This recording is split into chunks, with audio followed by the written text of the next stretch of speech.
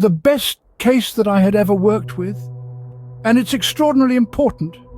And it's the subject of the book that I'm working on right now. It involves a woman who was abducted, who I had worked with before this experience.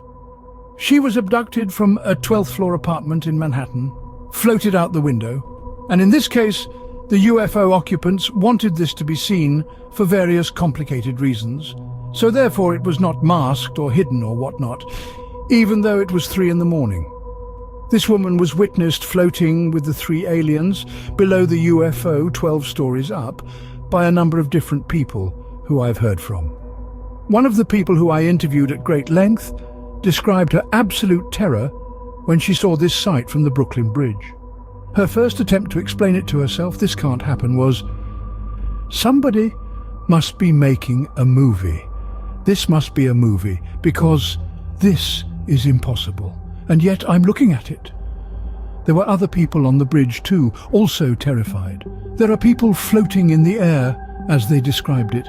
People on the ground contacted me. They still have not wanted their names used. They've not wanted to talk to me personally for various reasons, but described exactly the same thing.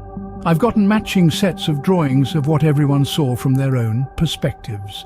Another woman who I've dealt with at length saw the UFO right next to the building from which this woman was floated out. She said it was enormous, and at that point somehow her car stopped, and their memories are very unclear from that point on. As if somehow or other, as often happens in these cases, there was some kind of effect, electromagnetic effect or whatever, we don't know what to call it, which stopped the car. And their memories only went up to the point of seeing this UFO right directly next to the building before the people floated out. I have another witness at another location. Here we have eyewitnesses to people doing an impossible thing, floating 12 stories up in a beam of light. There's much other testimony connected with this, some of which I'm not at liberty to present right now.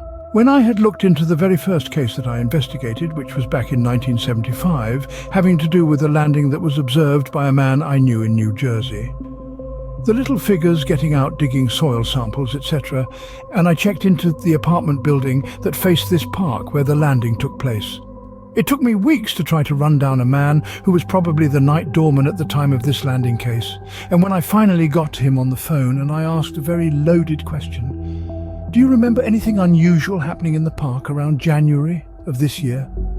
And the man said to me, "I certainly do."